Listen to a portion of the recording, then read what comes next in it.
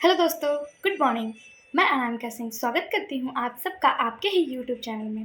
Friends, जैसा कि आप सबको पता है कि सीटेट का फॉर्म भरा जा रहा है, तो सीटेट का फॉर्म अगर आप भरने में इंटरेस्टेड हैं तो उसमें देर ना करें, जल्दी से जल्दी सीटेट का फॉर्म फिल करें।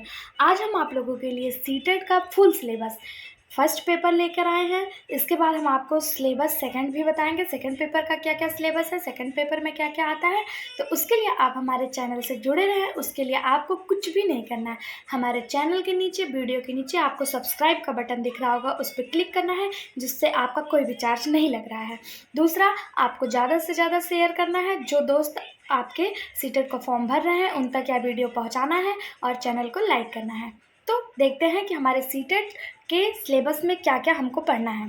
तो जैसा कि आपको पता है कि सीटेट का जो पेपर होता है उसमें पेडागॉजी की बहुत ज़्यादा अधिकता होती है। ठीक है, तो हम किस सब्जेक्ट में कितना पेडागॉजी पढ़ना है, कौन कौन सा टॉपिक कवर करना है, पूरा डिस्कशन इस वीडियो में करेंगे। तो आप हमारे साथ लास्ट तक बने रहिएगा। देखिए, हमारा पहला जो सब्जेक्ट है वो है CDP, यानी कि चाइल्ड डेवलपमेंट एंड पेडागॉजी, बाल विकास और उसके शिक्षण शास्त्र। कोई भी सब्जेक्ट हम पढ़ेंगे तो उसका शिक्षा शास्त्र भी हम जरूर पढ़ेंगे। तो पेडागॉजी यानी CDP पढ़ेंगे तो उसका शिक्षा शास्त्र भी पढ़ेंगे, जिसमें से 15 नंबर का आपको CDP देखने को मिलेगा और 15 नंबर आपको CDP का ही शिक्षा शास्त्र देखने को मिलेगा। क्योंकि CDP का सब्जेक्ट आपके लिए नया है, आपने अभी तक inter, high school, BSc, MSc कहीं पे भी CDP नहीं पढ़ा होगा। बीएड में थोड़ा बहुत इसके पोर्शन कवर किए होंगे और सीटेट का जो लेवल होता है बहुत लो होता है। जैसा कि आप यहाँ पे अभी टॉपिक देखेंगे तो आपको हिम्मत बिल्कुल नहीं हारना है। और अगर आपके लिए 2 महीना तैयारी है, जुलाई में आपका एग्ज़ाम स्टार्ट होगा, 1 से 1.5 महीने इसका एग्ज़ाम चलता है, तब तक आप सारे सिलेबस को बहुत अच्छे से कवर कर लेंगे।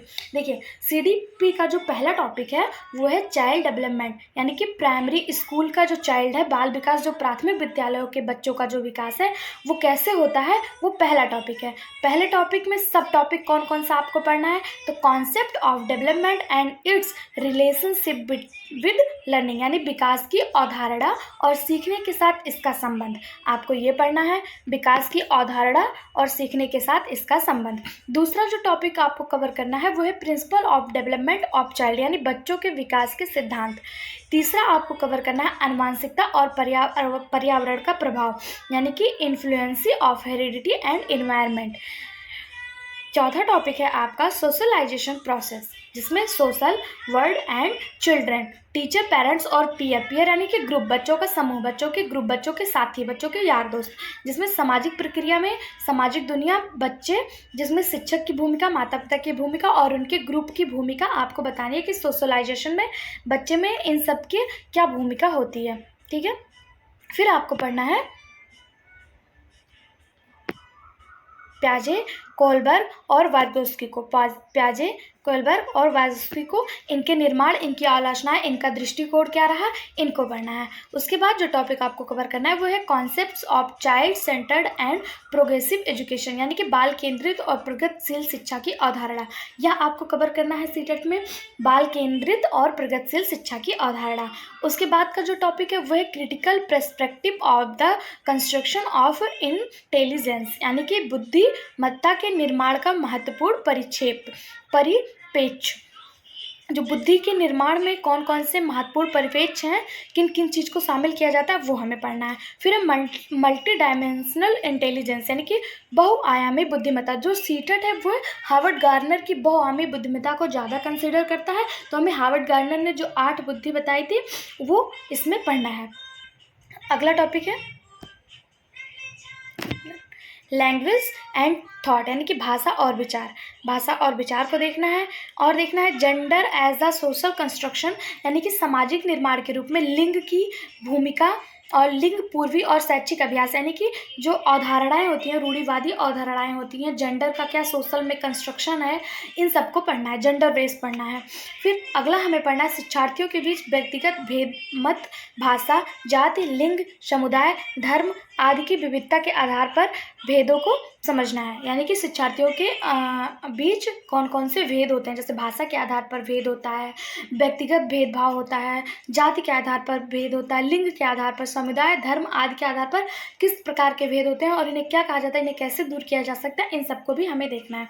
आगे जो हमारा CDP में टॉपिक कवर करना है वो है शिक्षा के आकलन, यानी कि distinction between assessment for learning and assessment of learning, यानी कि शिक्षा के आकलन और सीखने के आकलन के बीच अंतर, difference between assessment for learning और असेसमेंट एज ऑफ लर्निंग, ये दोनों के बीच का अंतर आपको देखना है।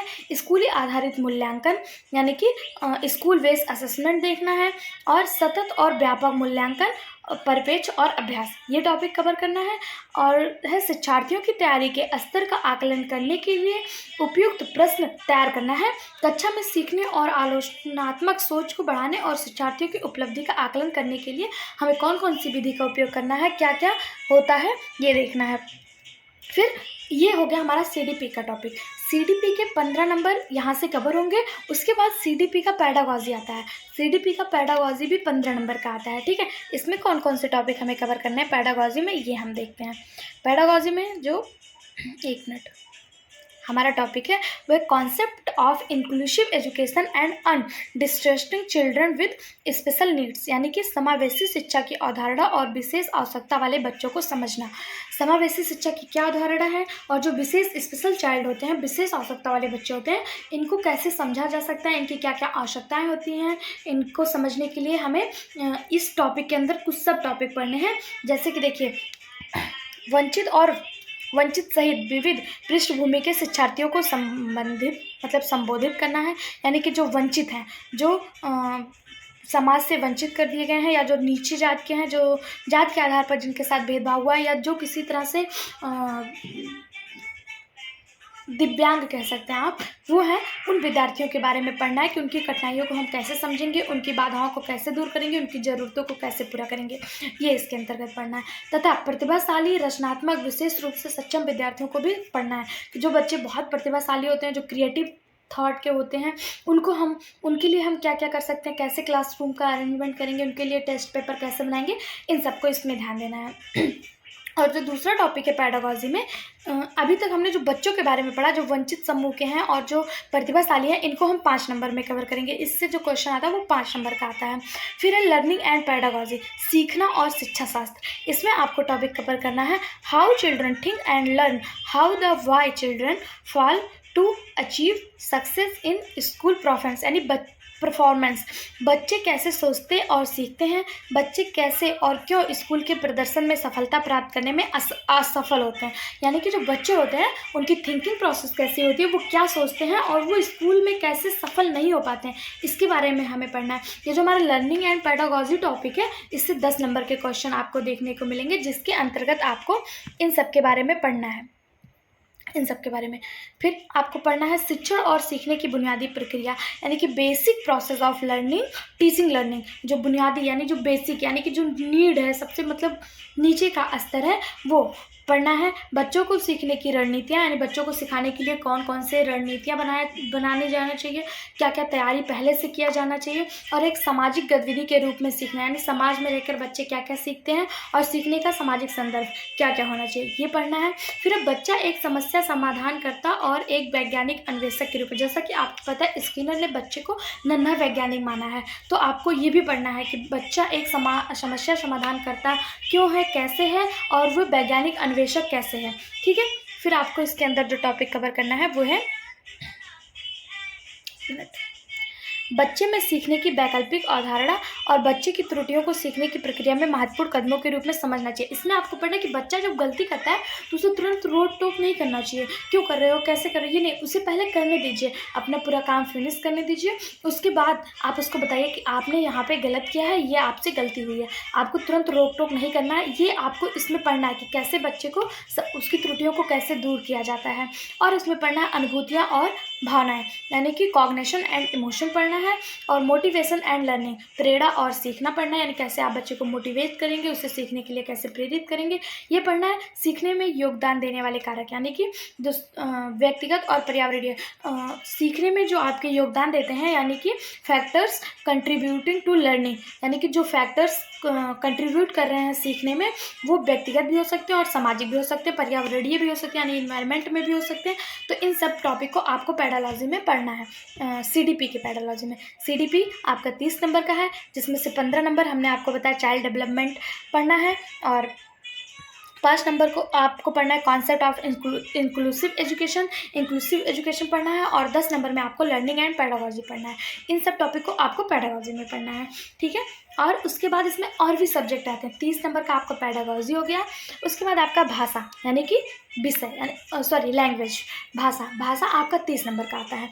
भाषा में आपको फर्स्ट लैंग्वेज हिंदी और सेकंड लैंग्वेज इंग्लिश, ये ज़्यादा लोग प्रीफर करते हैं। अगर आप चाहें तो आप सेकंड लैंग्वेज या फर्स्ट लैंग्वेज के रूप में आपकी जो कंफर्टेबल भाषा है आप इंग्लिश भी ले सकते हैं, लेकिन पता है फर्स्ट लैंग्वेज में पोइट्री बहुत ज़्यादा देता है। तो अगर आप हिंदी की पोइट्री देखेंगे तो उसको पैराग्राफ बहुत अच्छे से सॉल्व कर लेंगे, जबकि आप अगर इंग्लिश की पोइट्री पढ़ रहे हैं तो उसमें बहुत टफ क्वेश्चन देते हैं। इसलिए मैं प्रेफर करूँगी कि आप फर्स्ट लैंग्वेज में हमेशा हिंदी को रखिएगा, सेकेंड लैंग्वेज में आप इंग्लिश, उर्दू, संस्कृत कोई भी भाषा रख सकते हैं, ठीक है। अब भाषा में आपको क्या क्या पढ़ना है ये हम देख लेते हैं।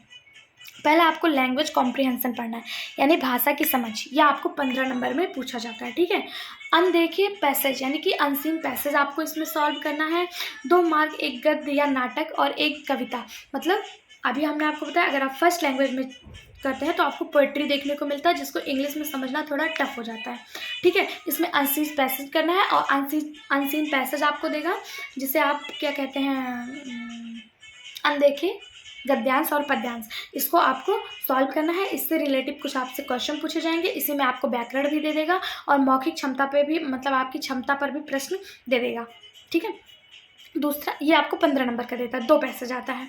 दूसरा है आपका पेडागॉजी। भाषा में पेडागॉजी भी 15 नंबर की पढ़नी। जैसे हमने आपको बताया कि हर सब्जेक्ट में आपको पेडागॉजी पढ़नी है, तो हिंदी में 15 नंबर का आपका अनसीन पैसेज। इसी में आपको थोड़े बहुत व्याकरण के भी क्वेश्चन मिल जाते हैं, बहुत ज़्यादा नहीं, 2-3 क्वेश्चन ही व्याकरण के आते हैं, बाकी 2 अनसीन पैसेज रहते हैं। तो उन्हीं पैसेज से आपको क्वेश्चन देखने को मिल जाते हैं। और जो व्याकरण के क्वेश्चन आते हैं वो भी पैसेज आधारित ही आ जाते हैं। जैसे कोई वर्ड दे दिया उसका अपोजिट पूछ लिया। पिछली बार जो सीटेट का एग्जाम हुआ था ऑनलाइन, उसमें बहुत टफ व्याकरण के क्वेश्चन नहीं आए थे, बहुत नॉर्मल आए थे, जिससे आप बहुत आसानी से कर सकते हैं। और 15 नंबर का हिंदी पेडागॉजी आता है। हिंदी पेडागॉजी में आपको पढ़ना है सीखना और अधिग्रहण, यानी कि learning and acquisition.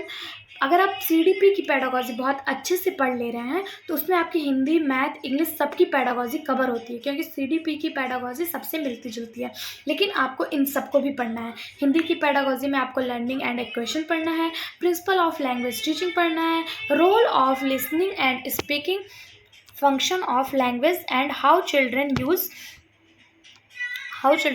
It as a tools, यानी कि सुनने और बोलने की भूमिका भाषा की क्या है, भाषा में सुनने और बोलने की भूमिका क्या है, बच्चे इसे एक उपकरण के रूप में कैसे यूज करते हैं, ये पढ़ना है।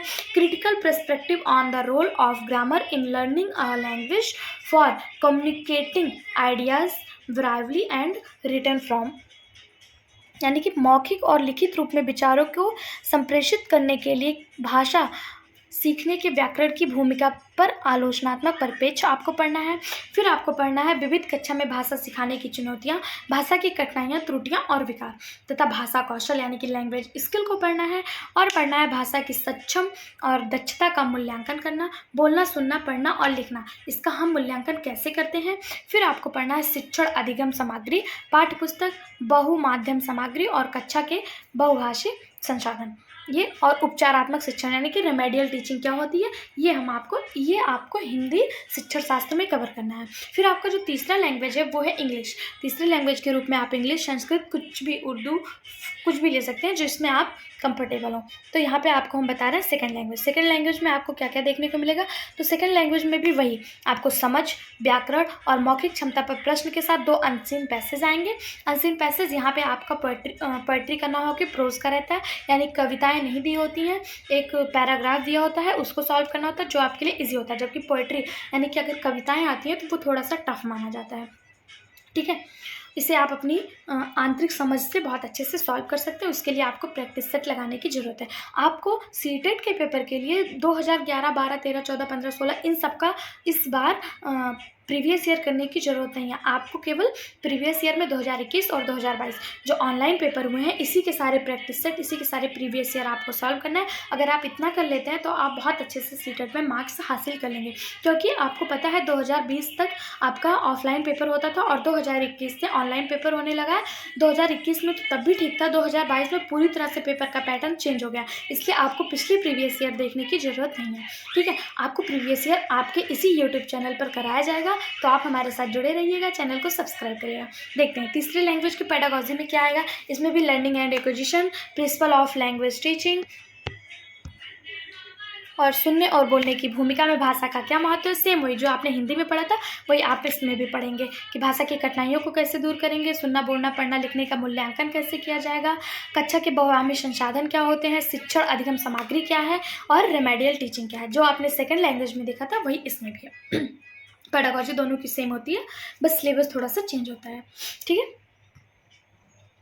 अब आपको देखना है फोर्थ लैंग्वेज मैथ। ये भी 30 नंबर का होता है, 15 number pedagogy, 15 number math. Math में आपको कौन कौन से टॉपिक कवर करने हैं, कौन कौन से कंटेंट आपको पढ़ने हैं, तो आप एक बार यहाँ देख लीजिए। ज्योमेट्री यानी कि ज्योमेट्री, ज्यामिति, शेप एंड स्पिरिचुअल अंडरस्टैंडिंग यानी आकार और स्थानिक समझ, सॉलिड अराउंड अस हमारे आसपास के ठोस, नंबर यानी कि संख्या पर आधारित प्रश्न, एडिशन एंड सब्सट्रैक्शन जोड़ना और घटाना, मल्टीप्लिकेशन यानी कि गुणा, डिवीजन यानी कि विभाजन।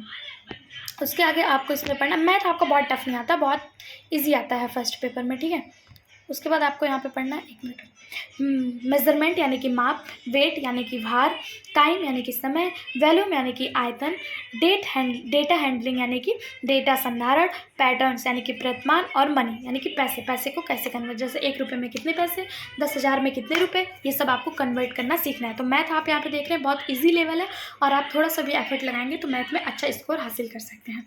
ठीक है, इसमें पेडागोजी में क्या क्या पढ़ना है, मैथ के पेडागोजी में क्या पढ़ना है, तो मैथ के पेडागोजी में यानी कि इसके जो शैक्षणिक मुद्दे हैं वो आप डिस्कशन करेंगे, जैसे कि बच्चों की सोच एवं तर्क, प्रतिमान तथा अर्थ एवं सीखने की रणनीतियों को समझना, पाठचर्या में गणित का क्या स्थान है, औपचारिक और अनौपचारिक तरीकों से मूल्यांकन कैसे किया जाता है, शिक्षण की क्या क्या समस्याएं हैं, त्रुटि विश्लेषण और सीखने और सिखाने से संबंधित पहलू तथा नैदानिक और उपचारात्मक शिक्षण। यहाँ पे आपको डायग्नोस्टिक और रेमेडियल टीचिंग दोनों को पढ़ना है। इसके पहले आपने लैंग्वेज में केवल रेमेडियल टीचिंग पढ़ी थी, लेकिन आपको यहाँ पर डायग्नोस्टिक और रेमेडियल टीचिंग दोनों पढ़ना है। ठीक है, फिर हम आपका 5वां सब्जेक्ट है, एक मिनट, ईवीएस जैसे मैं कवर करवा रही हूँ। आप हमारे साथ चैनल पर अगर जुड़े हैं तो आपने देखा होगा कि ईवीएस की सीरीज़ मैंने स्टार्ट कर दी है, जिसको बहुत बेसिक से और हाई तक जितना हमारे लिए इम्पॉर्टेंट है वो हम इसमें पढ़ेंगे। ठीक है, तो कौन कौन से टॉपिक आपको यहाँ पे आने वाले हैं आप एक बार देख लीजिए, लेकिन इसमें टॉपिक जो दिया है इससे डीप में भी जाके क्वेश्चन पूछा जाता है, इसीलिए जितना इंपॉर्टेंट क्वेश्चन है वो डीप में जाके मैं आप लोगों को सॉल्व करा रही हूँ। अभी मैं आप लोग को थ्योरी बता रही हूँ, उसके बाद मैं प्रैक्टिस सेट भी करवाऊँगी, कोशिश करूँगी कि सारे सब्जेक्ट के करवा लूँ। अगर सारे सब्जेक्ट के नहीं तो ईवीएस का तो बहुत अच्छे से मैं सॉल्व कराने की कोशिश करूँगी। ठीक है, ये भी आपका 30 नंबर का है, 15 नंबर का ईवीएस और 15 नंबर की पेडागोजी। 15 नंबर के ईवीएस में आपको क्या क्या किससे क्वेश्चन पूछे जाएंगे वो देख लीजिए आप अपना टॉपिक है फैमिली एंड फ्रेंड यानी परिवार और दोस्त। फिर दूसरा टॉपिक है रिलेशनशिप यानी कि रिश्ते। फिर है वर्क एंड प्ले, कार्य और खेल, एनिमल्स यानी कि जानवर, प्लांट्स पौधे, फूड भोजन, सेटलर यानी कि आश्रम, सेल्टर आश्रय, वाटर पानी, ट्रेवल यात्रा, things we make and do यानी कि चीज़ें जो हम बनाते हैं, जो हम सोचते हैं, चीज़ें जो हम बनाते और करते हैं। ठीक है, ये आपका ईवीएस में क्वेश्चन पूछा जाएगा और इससे भी बहुत डीप में क्वेश्चन पूछा जाता है। इसको मतलब देख के इतना हल्के में लेने की जरूरत नहीं है। अब ईवीएस का पैटर्न सीटेट का पैटर्न चेंज कर रहा है, उसको यूपीटेट से थोड़ा सा ही मिनिमम है। पहले सीटेट का पेपर जो होता है वो बहुत इजी आता था, लेकिन इस बार पैटर्न पूरी तरह से चेंज हो गया है। ठीक है, फिर इसमें पेडागोजी में हम क्या क्या पढ़ेंगे तो देख लीजिए। पेडागोजी इसमें क्या क्या पढ़ेंगे तो ईवीएस की अवधारणा या और क्षेत्र यानी कि concept and scope of EVS पढ़ेंगे, सिग्निफिकेंस ऑफ ईवीएस यानी इंटीग्रेटेड ईवीएस यानी ईवीएस का महत्व और एकीकृत ईवीएस क्या है ये देखेंगे। फिर environmental studies and environmental education, पर्यावरण अध्ययन और पर्यावरण शिक्षा, लर्निंग प्रिंसिपल यानी सीखने के सिद्धांत, scope and relations to science and social science यानी विज्ञान और समाज विज्ञान का क्षेत्र और उसके संबंध पढ़ेंगे। फिर है अप्रोच ऑफ प्रेजेंटिंग कॉन्सेप्ट यानी अवधारणाओं को प्रस्तुत करने के दृष्टिकोण, एक्टिविटीज़ गतिविधियाँ, एक्सपेरिमेंट और प्रैक्टिकल वर्क यानी कि प्रयोग और व्यवहारिक कार्य, डिस्कशन विचार विमर्श, ECCE टीचिंग मटेरियल, एड्स यानी कि शिक्षण सामग्री और सहायक सामग्री, प्रॉब्लम्स यानी कि समस्याएं, इवेंट्स में क्या क्या समस्याएं होती है, इसकी क्या क्या शिक्षण सामग्री है, ये सब हम पेडागोजी में डिस्कस करेंगे। तो दोस्तों उम्मीद है आपको वीडियो पसंद आया होगा। इसी तरह हम सेकंड पेपर का भी डिस्कशन आपसे सिलेबस का फुल इसी तरह अच्छे से करेंगे। और अगर आपको पसंद आ रहा है तो आपके वीडियो के नीचे एक सब्सक्राइब का बटन बना हुआ है जिसमें आपका कोई चार्ज नहीं लगेगा। आप सब्सक्राइब कर दीजिए चैनल को, ज़्यादा से ज़्यादा अपने दोस्तों के साथ शेयर करिए। वीडियो में लास्ट तक बने रहने के लिए थैंक यू सो मच।